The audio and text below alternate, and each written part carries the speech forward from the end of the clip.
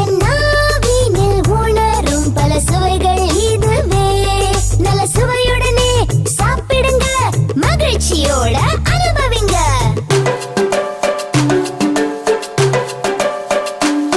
பச்சை மிளகாய் ஒன்றை நான் கடித்தால் காரம் பா, மிக காரம் பா. பின் மிட்டாய் ஒன்றை சாப்பிட்டால் யமி யமி யமி.